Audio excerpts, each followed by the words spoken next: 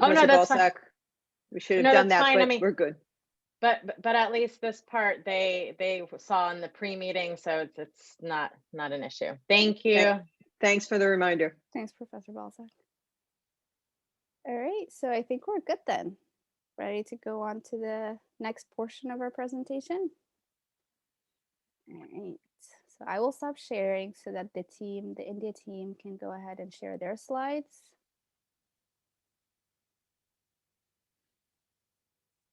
So good to see everyone's faces too now in one screen.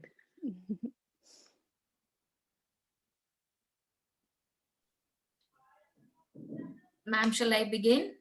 Yes, please. Okay, thank you.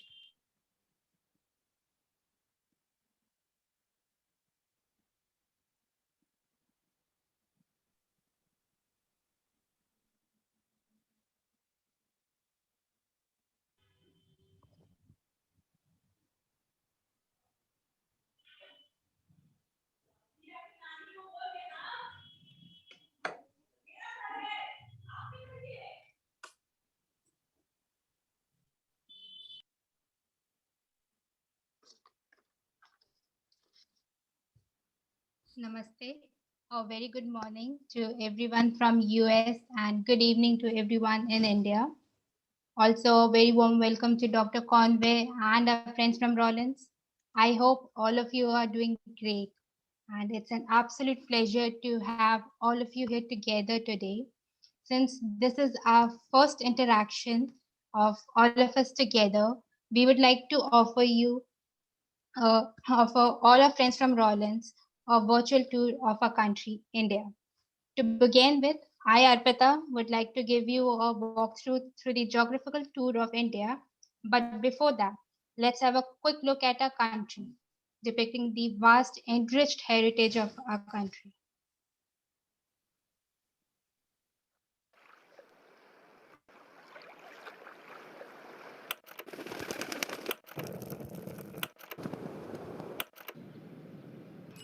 This is such a vast country. I could be anywhere in the world, but here I am. It is every person's dream to be mesmerized by the beauty of the Taj Mahal. When you come here, you discover an instant comfort and delight for India. For me as a designer, I'm inspired by its timelessness. As a writer, I know that my chapter with India has only just begun. Food and travel are my passions. Do you see what I see? Here I am, playing on the world-class golf courses in India. Do you feel what I feel? India has a power, a magic about it that draws me back here each time. I can't wait to go back and discover more. This is my 8th time here, and it won't be my last.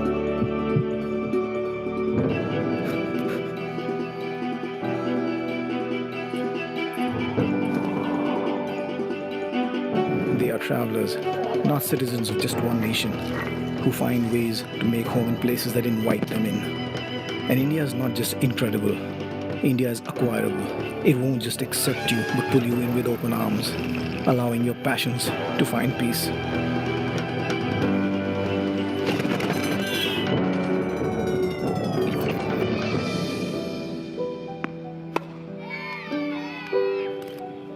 India is a personal voyage. An endless profusion of everything for everyone. It may not have all that you singularly want, but it'll give you the one thing that makes you richer. Do you see what I see? India has made me believe in myself.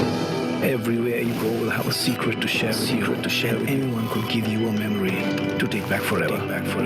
You'll never feel what someone else felt, and you'll never see what someone else saw. There is no one India for everyone. There are billions of Indias, and you will find yours. Discover an India that's truly all yours.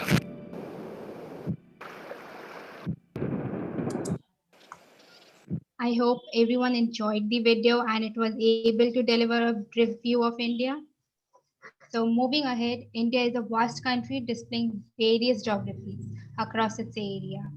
the mighty Himalayas, the deserts, northern plains, and the northern stretch of India, the plateaus, the coastal areas, and the beautiful islands, mostly towards the southern stretch of India. Since all of us are located towards the eastern part of India, I would like to I would like to briefly talk about some of the specialities of Eastern India. First, we have the exotic tea garden. As a matter of fact, India is the second largest producer of tea in the world, and the state of Assam and the beautiful hills of Darjeeling contribute 70% of the total produce. Next, India is blessed with some of the most beautiful hills where we can see some of the mesmerizing views where from the top of the mountains. We also have the enchanting Sundarban mangroves, which is the largest in the world and it's also famed and it also has home to Royal Bengal tiger. We also have the pristine Kaziranga National Park, which is in the home to two-thirds of the world's one-horned rhinos. And finally, we have Majoli, the largest river island in the world. The island of Majoli today homes a total of 243 small and large villages. So this was a very brief description of geographical features of India. Next, I would like to request Rajashri to carry forward the presentation describing the history of India. Thank you, Arpita. Wow, the video known for rich cultural heritage, which makes our India incredibly incredible. Hello, this is Rajesh Biswas. After watching such a beautiful video clip of India, let us go through a bit about India's history.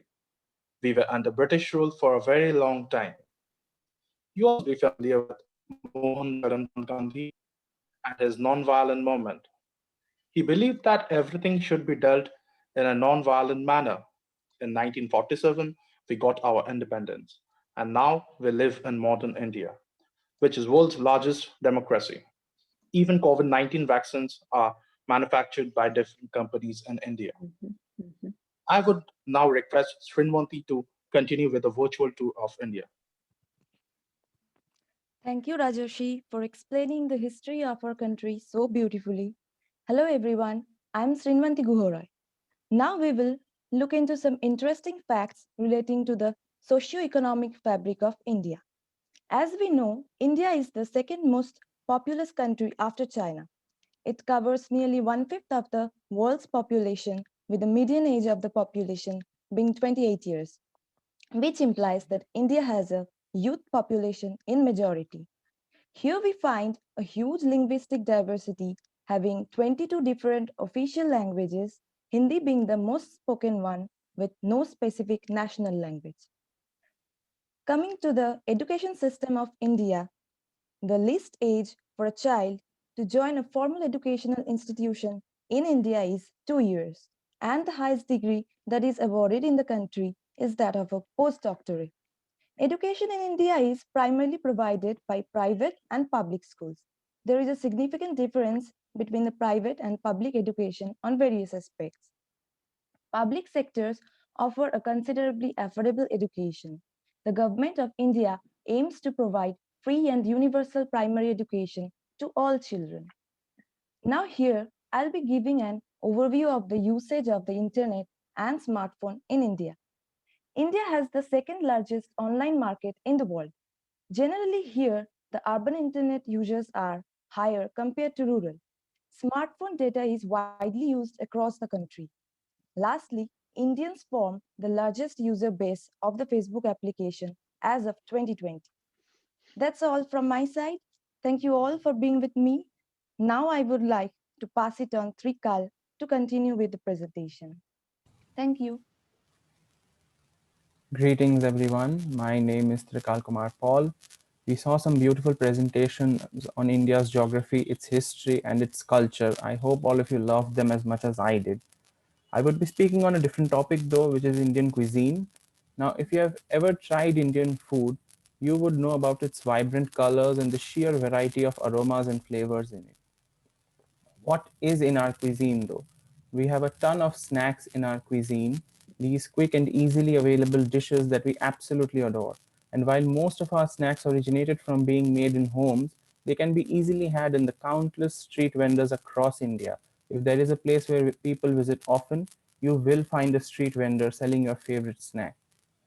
It is obvious that the variety of Indian cuisines that I alluded to you earlier was not limited to snacks alone.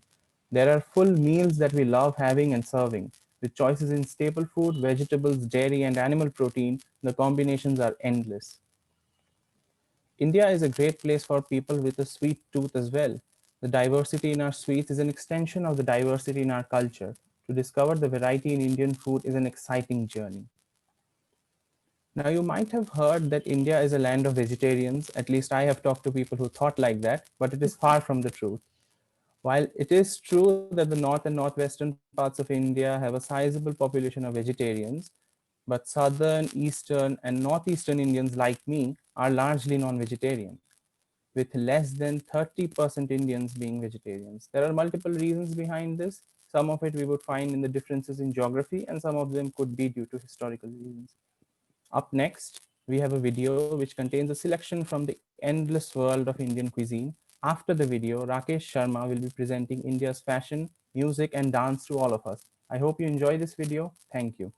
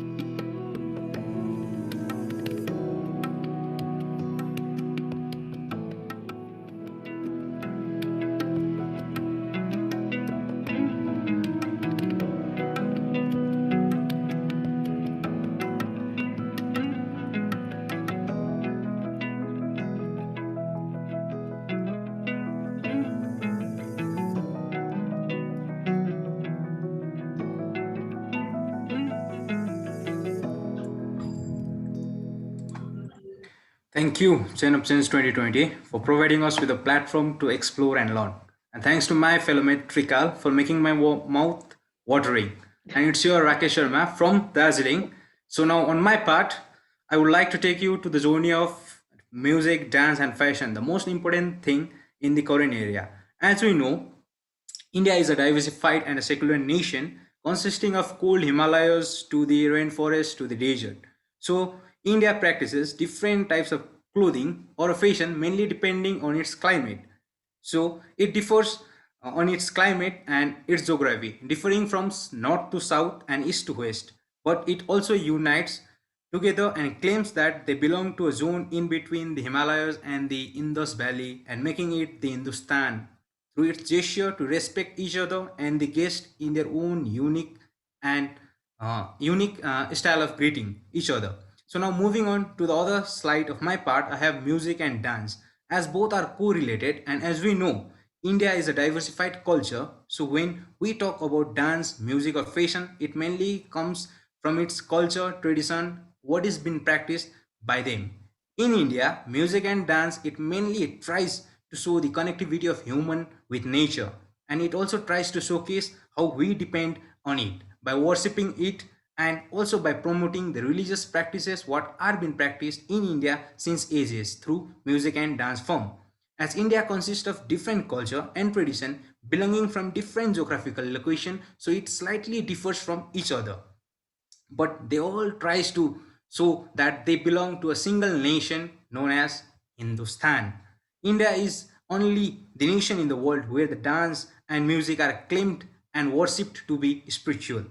So India is a diversified nation and yet it is not been explored fully. So now we have Anisa taking you to the further tour of what India a nation is. Thank you, Rakesh, for enlightening us with the rich culture of our country, India. Hello, everyone. On Nisha this side.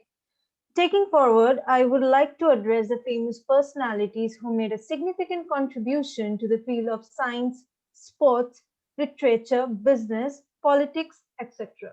So let us have a look at the personalities who makes us feel proud to be Indian. The first name which comes across my mind is Mahatma Gandhi, father of the nation. He is internationally known for doctoring of non-violence protest in freedom movement. Next, I want to speak about APJ Abdul Kalam, who was an Indian scientist as well as former president of India. He played a vital role in the development of India's missile and nuclear weapon program. Now coming to Sachin Tendulkar, the god of cricket. He is widely regarded as one of the greatest batsmen in the history of cricket. He is the highest run scorer of all time in international cricket. Do you know the person who made India the world's largest milk producer? Okay, it's Verghese Kurian. That's why he's called father of white revolution in India. Now coming to the Indian personalities who helped India to make a mark on the globe. We all know about Priyanka Chopra, who got married to Nick Jonas, one of the Jonas brothers, right? She is an Indian actress, former Miss World, and UNICEF Goodwill Ambassador for Child Rights. She is also the first South Asian to win People's Choice Award. Now coming to music maestro A.R. Rahman. He is the only Indian to win 2 Oscars for Slumdog Millionaire. It is highly recommended that you watch the movie.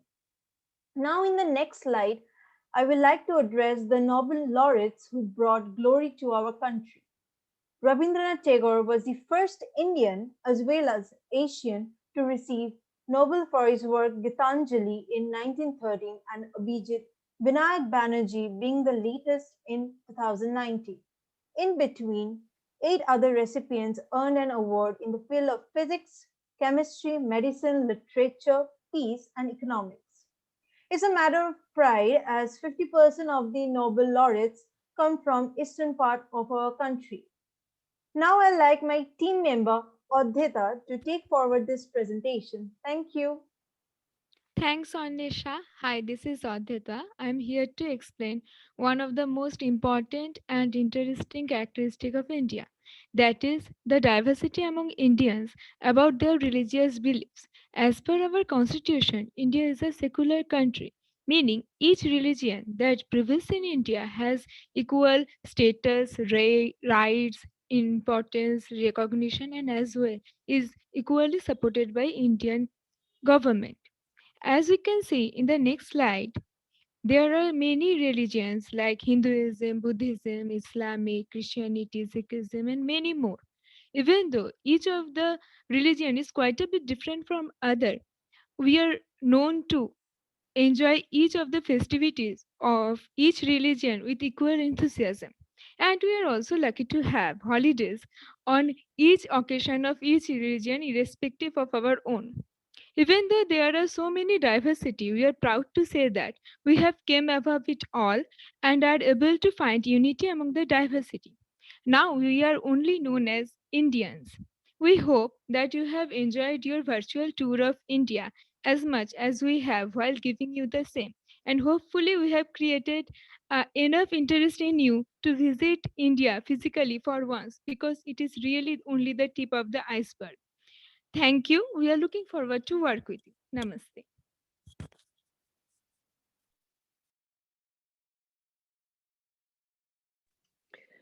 So yeah, really, round of applause, high fives, amazing work, really. Thank you. Professor Balzac, I'm sorry to say that you have to follow that, right? That's so wonderful. Thank you. I was Thank just you. thinking the same thing. Thank you all for that amazing work. And even I want to point out that Trikal made the video on the food. So as you said, he made our mouth water, but he also made the video himself. Yeah, thanks, Max. Exactly. Very good. Very good. All right, Delzer Balzac, are you going to share your screen? Yes, yes. I just Awesome. want to say that was absolutely incredible and amazing. You should all be extremely proud of yourselves. I learned so much, And all I want to do right now is hope for COVID to go away so that I can book a trip, and hopefully one day we can all meet each other. But kudos to you. It was incredible. Thank you for sharing your India with us.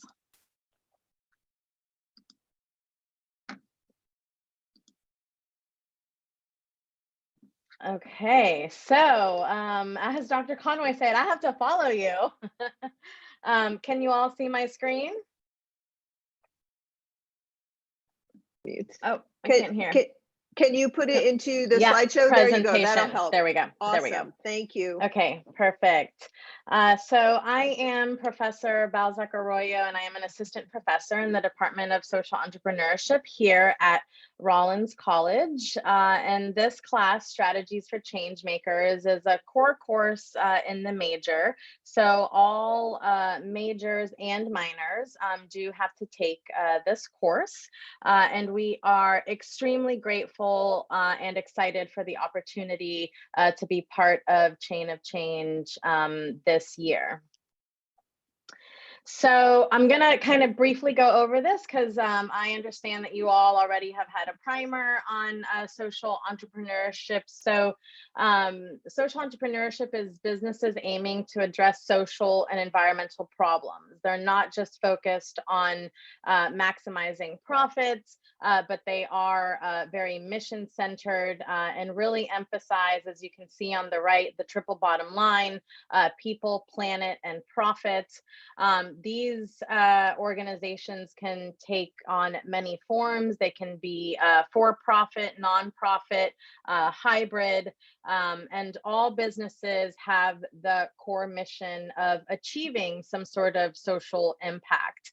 And I just want to just briefly talk about, sustainable development and the fact that you see these different graphs here. A lot of people focus on balancing of the three pillars: people, planet, and profit. But I also want to show the other diagram there, where it really shows the environment is bigger and then society and the economy. And the reason I like to share that is because if you really think about the three pillars, the one that can truly stand by itself is the environment. It doesn't need us to survive. Actually, I think it would thrive much better if we didn't exploit it and extract it.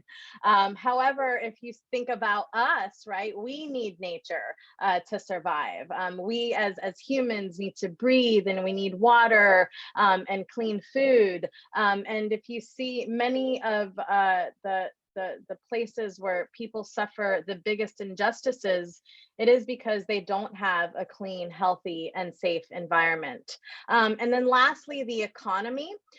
Look around you. Everything that we're using, everything that we have on, our computers, our desk, are all made from natural resources. And so no business or industry could thrive or even exist without natural resources. So I just wanted to emphasize on that so that we can understand the importance of the environment.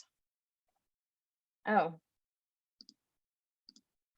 And so these are examples of some social enterprises that you may or may not be familiar with. Many of these companies are also certified B Corps, something that my students will be learning. And hopefully, if you're not, haven't already learned about that, hopefully they'll be able to share some of this knowledge with you. And so I just wanted to touch on that. Here, the social entrepreneurship major at Rollins is one of the three undergraduate business majors. We are the first social entrepreneurship in the world to be accredited by AACSB, which is a leading accreditation of business programs in the world. And then in 2018, we were a semi-finalist for the Ashoka U Global Innovation Award for our curriculum. Here are the courses and classes that the students in the major have to take. So here you see Strategies for Changemakers.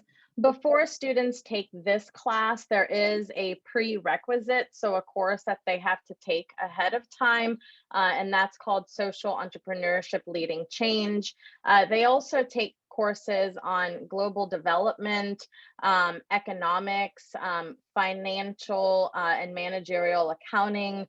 They take a course with me, law and ethics, because I am a licensed attorney here in Florida. They learn financing, social entrepreneurship, statistics, ethical sourcing, which is essentially supply chain, marketing, and then they also have the opportunity to take electives. And of course, since Rollins, we are a liberal arts college, they also take an array of courses within the liberal arts as part of their general education program. And so social entrepreneurship, and really kind of wanted to talk about the changing landscape. We are starting to see a shift of the rise of social enterprises. We're starting to see a shift in traditional for-profit companies really trying to emphasize on the triple bottom line and stakeholders. This really just started from the growing economic, social, and political changes, especially since the global financial crisis. More and more CEOs are focusing on the triple bottom line. And I just wanted to say a quote by Larry Fink, which is the CEO of BlackRock, the top hedge fund company in the world. And he says, society is demanding that companies serve a social purpose. To prosper over time, every company must not only deliver financial performance, but also show how it makes a positive contribution to society. So we are starting to see this paradigm shift occurring. Not fast enough, but at least we're moving in the right direction. So I'm going to skip over this because I am cognizant of the time, but I just wanted for you to think about whether or not you would be able to name 5 United Nations Sustainable Development Goals.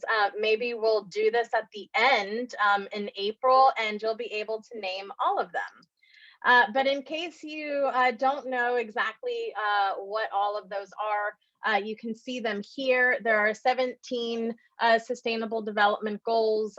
These were created in 2015, enacted in 2016. And, you know, for the 2016 and 2020, they really were calling it, you know, setting ambitious targets and policies to meet the goals. Well, now, since we're in 2021, they're calling this the decade of action. Let's stop talking about it and let's start acting and really pushing the needle forward to advance these 17 goals by 2030. And I just put some facts here in terms of, you know, this was one of the first times where the United Nations decided that they didn't just want to engage government, but they really wanted to engage the private sector and businesses, because they recognize that there is no way that we will be able to achieve these goals with government alone, and that we really needed the capital of private industry, the research and development, and of course, the lack of bureaucracy, because as we all know, with government, things take a very long time, and that's why we really need to engage the private sector. And so the UN Global Compact is now really integrating the United Nations Sustainable Development Goals, the B Corp certification, B Labs, which I mentioned earlier, now has integrated their assessment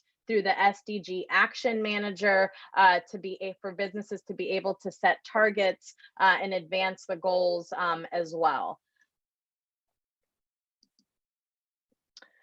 So now I want to get into the class and the pitch competition, which is the big project that the students will be working on in the class and that they'll be sharing with you. So the students get into teams and they identify at least one sustainable development goal that they want to tackle in advance. At times, they may have 2 or 3 because, as we know, these goals are interconnected.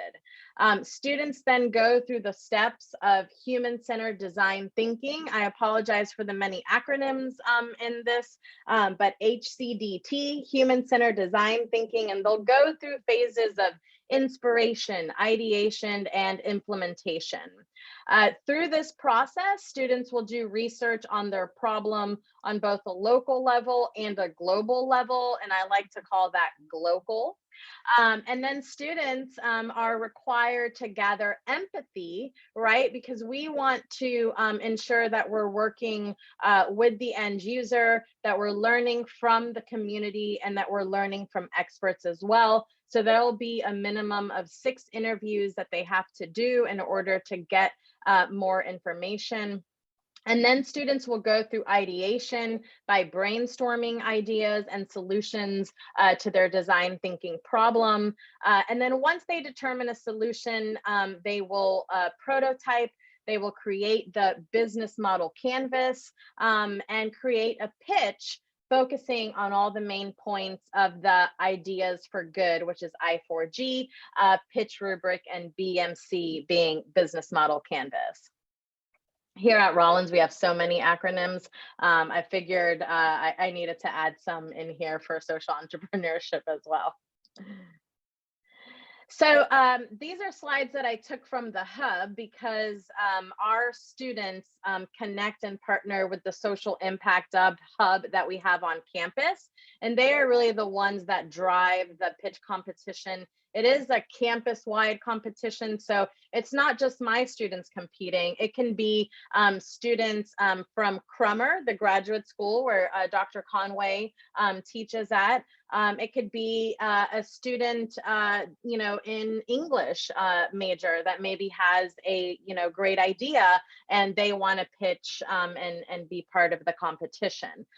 So on February 8th, we're going to have an information session similar to this, but it'll be more focused on the pitch. Then the teams will have to create their names and just brief short line or two as to what they're going to be working on.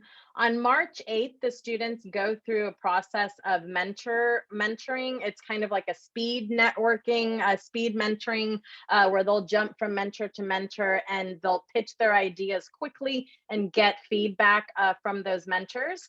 Then the students will prepare their final pitch for the semifinals on April 8th. And then if the students are selected and the judges like their pitch enough, they will make it to the finals, which will be on April 20th, the day before our final synchronous session. And so just really quickly how the mentor session will go, it will be a 2-minute pitch, 4 minutes of feedback, and then 4 minutes of questions so that they can talk about and then really learn. And from here, the students will do iterations. They'll change aspects of their pitch to make it better. And then in the semifinals, it'll be a 6-minute pitch and 4 minutes of feedback. Then the judges will determine who has the highest score based on this rubric. And I did share this rubrics, so hopefully Aisha or Arkadipta could share this with you as well, so you can see this a little bit better. But they are focusing on the problem and the United Nations Sustainable Development Goals. So how well do the students define this? How innovative is their solution? What is the market potential of this idea? Their business model, was it clear? And did they have a complete business model and method of implementation? How are they going to fund themselves and generate revenue? And then whether or not they did a great pitch. So these areas is really where you will come in and help the students, especially in the market potential and the business model and the funding, since I believe that you all have a greater expertise in this area than the students in my class do at this moment. And so just really quickly, I just wanted to show where my students have gone with this. So, you know, many students have won first place from my class. And then one group of students also were part of the Holt Prize. They also participated the Ideas for Good, and then they actually created a social enterprise out of this. Another 2 teams won first place and then went to the Fowler Global Social Innovation Challenge, where they were able to pitch for $50,000. And then another student turned their idea and became a Millennial Global Fellow on the specific project that they were working on in the class. And that's all I have. Thank you so much. I really appreciate it. How do I? Okay, here we go. Thank you so much, Professor Balsack. As I said in the chat, you've just given us all the evidence of why you are both an amazing professor, but also a terrific coach for the students. Thank you. So Yasmin, I know that we are at time. So, but I did want to see if the students have time to stay, we can take some questions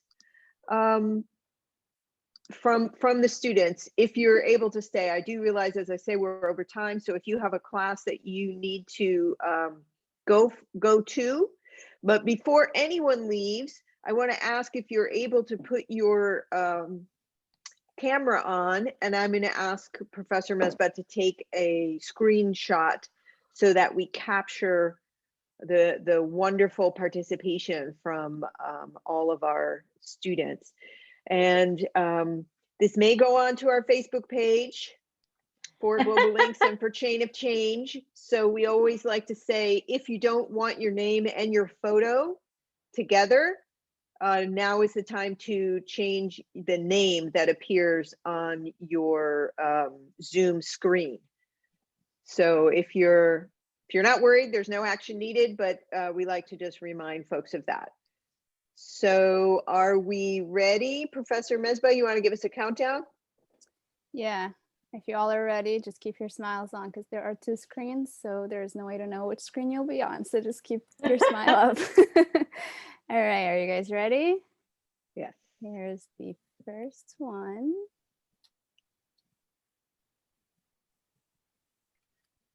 All right, and then picture number 2. Here we go.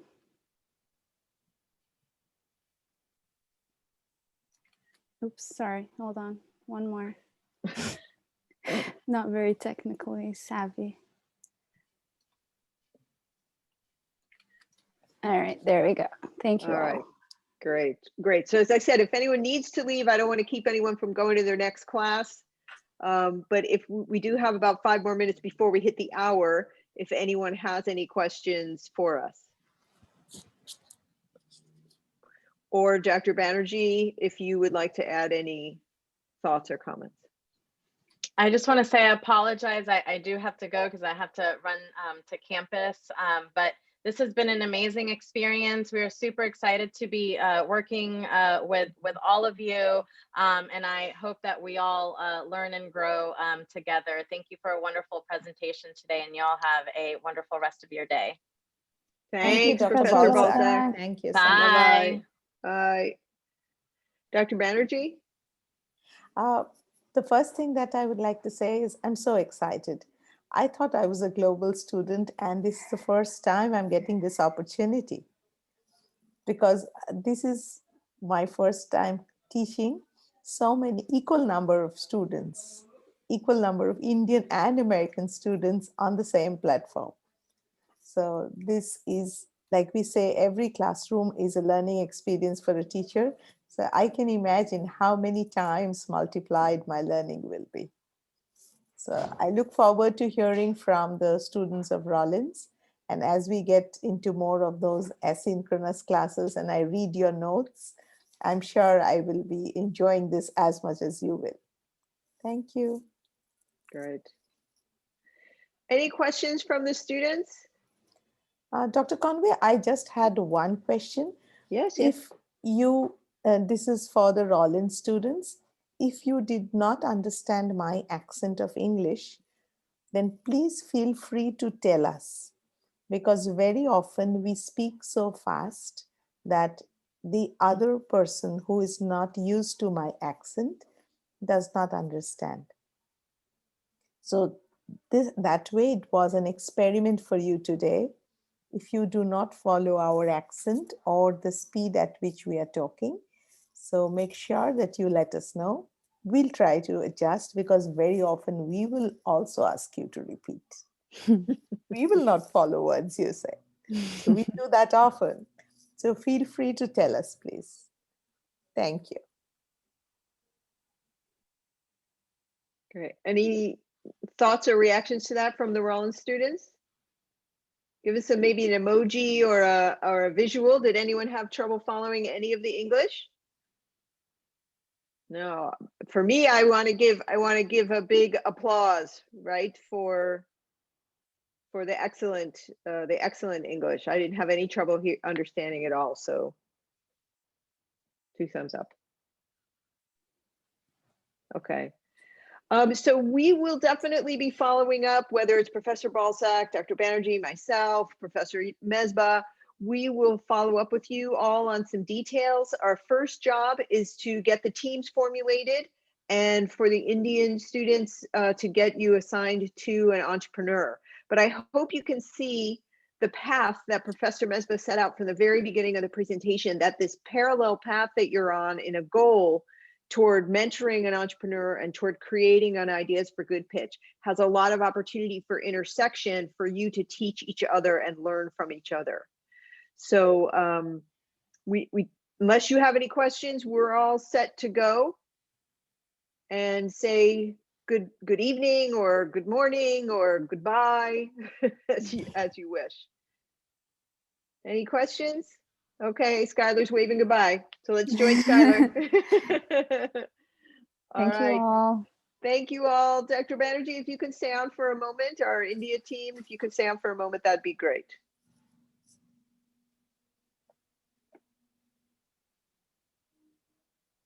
Thank you guys for everything. That presentation was awesome. I really appreciate it. Have a good night.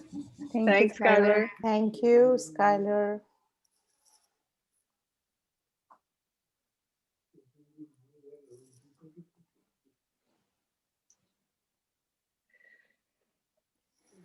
That went well. Yes, you guys did awesome. So when I say the Indian team, I just, yeah, you guys were awesome. You were awesome. I want to take a few minutes of Aisha's time, Arkadipta's time, Dr. Banerjee, and Professor Mesbah's Dr. time. Conway, before we proceed, yeah, I want to introduce you to Saraswati Lama, who has joined from North Bengal University. She's a young professor. Saraswati, will you put your video on for a minute, please, if possible? Because Professor Dhar could not join, and he has for the last few meetings. Saraswati is a very young professor, very capable. You make me feel very old. You keep saying she's very young. What are you saying there, Dr. Banerjee? You're muted, Saraswati. Saraswati. Good evening, ma'am. Good evening. Welcome to the team. We're so happy to have you. Thank you, ma'am. And I'm sure she appreciated the work her students did also. I'm going to stop recording also.